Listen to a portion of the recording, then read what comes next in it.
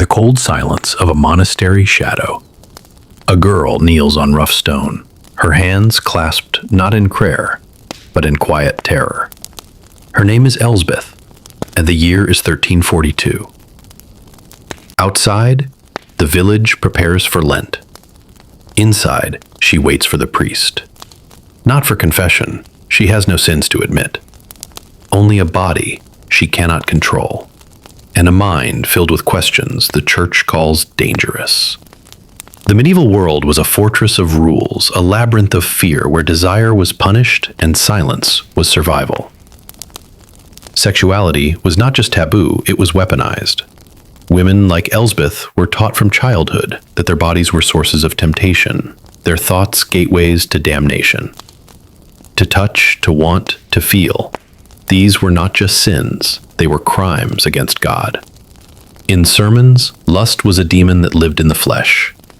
In public squares, women were humiliated for wearing red or smiling too long at a man. And in secret chambers, powerful men broke the very commandments they preached. Because the rules were not for them. They were for controlling others. Elsbeth's fear is not born from guilt, it is born from being watched. Every neighbor, every relative, every confessor is a pair of eyes trained on her modesty, her silence, her obedience. This world does not want purity. It wants control, disguised as holiness. The church claimed dominion over souls, but it was the body it obsessed over most. Every touch, every impulse, every nocturnal stirring was cataloged and condemned. Arousal was not natural. It was evidence of sin lurking within. To be human was to be suspect. Embarrassment were warned of hellfire for spilling seed outside of marriage. Girls were told their virginity was their only worth, their hymen a sacred seal of family honor. If it was broken, by force or by choice, it wasn't just a scandal. It was a spiritual catastrophe.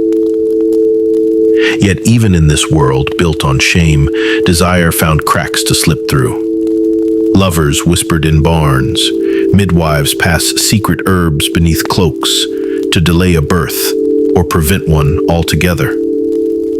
The church called these women witches. Society called them dangerous. But the people called them quietly, in the dead of night, when choices had to be made.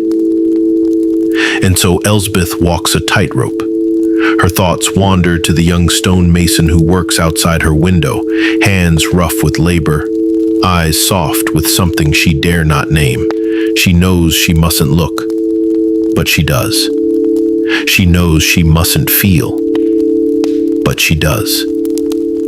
And in that moment, in the space between fear and longing, she discovers a secret. That repression breeds obsession. That when intimacy is forbidden, it becomes a form of rebellion. In medieval Europe, punishment for sexual sins was not just spiritual, it was physical, brutal, and public. A woman accused of adultery could be paraded through the village with her hair shaved, her dress torn. A man caught in sodomy might be castrated or burned. The goal was never just justice. It was spectacle, a reminder to the crowd, stay afraid. But what counted as sin was often arbitrary. A dream could be evidence. A rumor could end a life. The church needed no witnesses, only whispers. Bodies became battlegrounds, and confession a tool of control. Even within marriage, sex was a duty, not a pleasure. It was permitted, yes, but only with the lights out, in silence, on holy days excluded. Women bore the weight of this doctrine most. Their bodies were seen as gateways to chaos. Eve's legacy was invoked to blame every fall, every temptation. A woman who enjoyed sex was called unnatural. A woman who refused it, a heretic. And yet, behind closed doors, female desire burned with a quiet fury, unspoken but alive. Elspeth knows this unspoken world.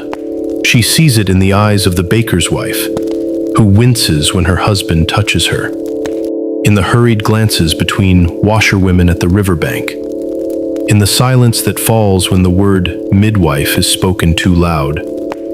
Her world is stitched together by lies. Lies that say obedience is holy, that silence is virtue, and that a woman's worth can be measured by her pain. But in the flicker of her thoughts, in the heat she feels when the stonemason smiles, Elspeth begins to sense a truth buried deep beneath centuries of fear. Desire is not evil. It is human. And to deny it completely is to deny life itself. As the church tightened its grip, so too did superstition bloom in its shadow. If a child was born deformed, it was blamed on the mother's lustful thoughts.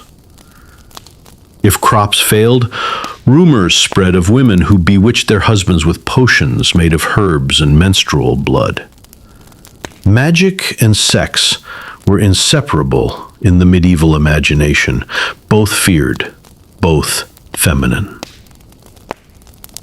And so, midwives, herbalists, even lonely widows were watched closely. Knowledge of the body, how to ease pain, how to prevent pregnancy, how to heal with roots and oils, became a dangerous kind of power. And power in a woman's hands was always a threat. In some corners of Europe, courts even prosecuted what they called love magic. Women were accused of casting spells to seduce men, or worse, to keep them faithful. The irony was bitter. In a society where women had no legal power, no land, no voice in church or court, the idea that they could manipulate men through magic was both absurd and terrifying. Elspeth hears whispers of this magic. Old women who sell charms wrapped in cloth, a black feather placed beneath a pillow, moon water collected at night, said to stir a man's passion. She doesn't believe in spells, but she believes in longing. She believes in what her body tells her, even if no one else will. And the more her desires are denied, the more dangerous they seem. The stonemason, unaware of his role in her awakening, becomes a symbol, not just of attraction, but of possibility, of a life not ruled by fear. But possibility is dangerous in a world built on order. Medieval marriage was not about love. It was a contract between families, not individuals.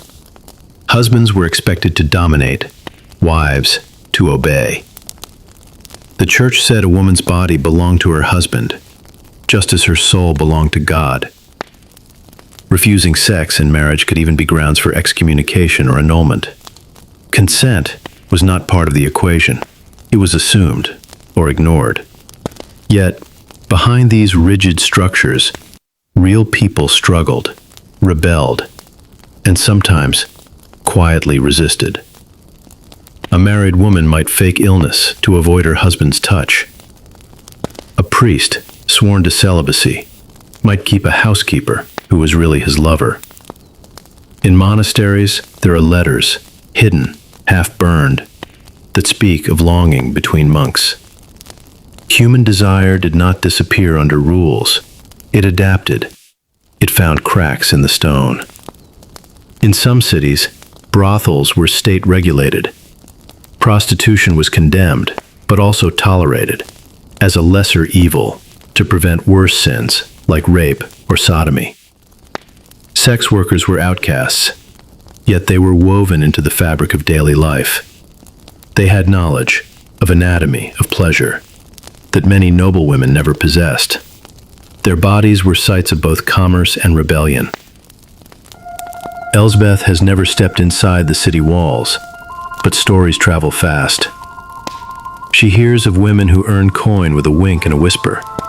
She hears judgment in the tone, but also awe, because even in shame, there is power. Power to choose, power to survive. One night, lying on her straw mattress, she wonders, what would it feel like to say yes? Not out of duty, but desire. What would it mean to want and be wanted without fear? These thoughts, so ordinary today, were acts of quiet revolution back then. Confession was meant to cleanse the soul, but often it became a place where forbidden thoughts were spoken aloud for the first time. Behind the wooden lattice of the confessional, a trembling girl might admit to touching herself in the dark. A red-faced farmer might whisper his dreams of another man. The priest, trained in doctrine, would label these sins. But even he was not immune. There are surviving manuals, long lists of questions that confessors were told to ask. Some were shockingly explicit. Not to understand, but to control. Did you touch yourself with your hand? Did you feel pleasure? Did you imagine a man, a woman, or worse? It wasn't just the sin that mattered, it was the detail. Knowledge was power. The church needed to know exactly what its flock was doing in the privacy of their beds, their stables, their thoughts. And yet, for some, the confessional became the only place they could speak freely. A paradox. The most repressive tool of control was also a space of dark intimacy. People brought their shame, their confusion, their deepest desires, and left knowing they were not alone. They were sinful, yes, but not unique. Elsbeth has never confessed. Her village priest is old and harsh, and she fears what he might say. But sometimes she dreams of a stranger, someone who listens, not to judge, but to understand. Someone who sees her not as a vessel of temptation or sin, but as a full person, flesh and soul, woven together. Because in the end, even the most repressive societies cannot kill the need to be seen, to be known, to be touched. Medieval society feared what it could not control, and the greatest fear of all was desire that refused to be tamed, desire that bloomed outside the approved bounds of marriage, class, or gender. For those who loved differently, life was a shadowed path. Men who loved men were branded heretics. Women who shared more than friendship were whispered about, sometimes disappeared. There was no language for their love, only laws to punish it. And yet the heart found ways to speak. Letters hidden in hymnals, glances held too long across a crowded mass. Two women exchanging tokens under the guise of sisterhood. Love slipped through the cracks of the church's walls, no matter how thick. Some monasteries and nunneries became secret sanctuaries. There, away from the eyes of husbands and fathers, quiet affections took root. Not always sexual, but often deeply intimate. Is a kiss less meaningful if it is stolen in silence? Is a hand held in prayer not also an act of love? Elsbeth knows nothing of these distant women, but she feels the same ache, the same rebellion blooming quietly inside her. She doesn't want only safety. She wants to feel, truly feel. To have her body be hers, not just something guarded or given, but something experienced. And so, the contradiction deepens. The church teaches purity, but offers no joy. Her family demands obedience, but gives no understanding. The world around her is full of rules, but empty of comfort. She stands at a threshold, not just of womanhood, but of identity. To step forward means pain, yes, but also truth. And somewhere in that truth, perhaps, is freedom. The world outside Elsbeth's cottage remains unchanged. Fields stretching under a gray sky, the church bell tolling like a warning. But inside her, everything has shifted. She has seen how desire can be punished, but also how it persists. How love finds its way, even when the path is twisted by fear. The whispers of saints and sinners alike ring in her ears.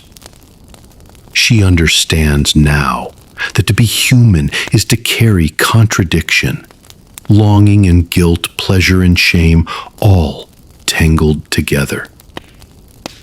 For centuries, those in power tried to stamp out this complexity. They burned women who loved too freely. They caged men in marriages that meant nothing. They preached silence, obedience, and suffering as the price of moral life. But despite all that, people still reached for each other in the dark. Desire, after all, does not obey borders. It defies sermons, kings, and laws. It appears in stables, in kitchens, in abbeys and fields. It flickers behind closed shutters and flourishes in secret letters.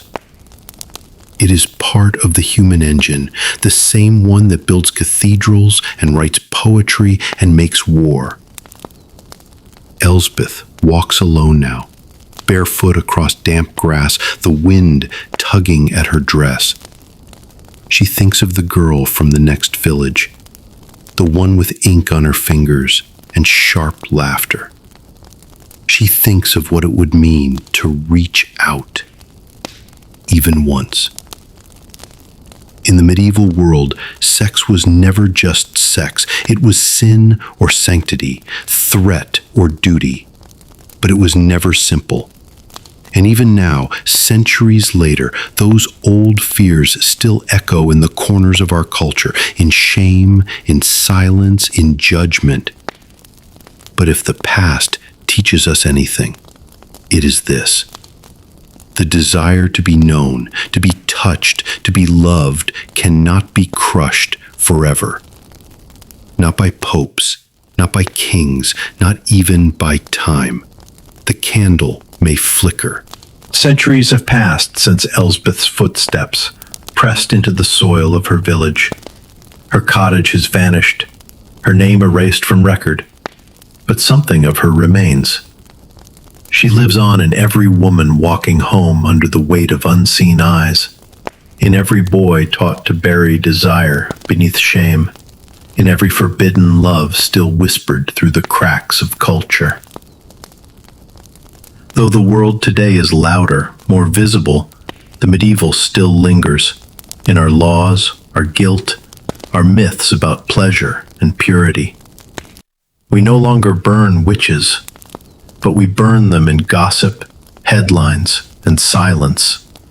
Yet intimacy endures. Like Elsbeth, we reach for each other. We disobey the script. We love who we're told not to. We long in defiance. History doesn't move forward, it spirals. The fear, repression, and rebellion of the past echo still. But so does the fire. Elsbeth opened her door. She chose connection over silence, life over obedience. Maybe she vanished, maybe she was punished, but she lived. And that spark lives on in love letters, in trembling confessions, in voices saying, "Me too." When your own candle flickers against the shadows of fear, remember, you are not alone. You are part of a story far older than laws, deeper than doctrine, and the ending remains unwritten.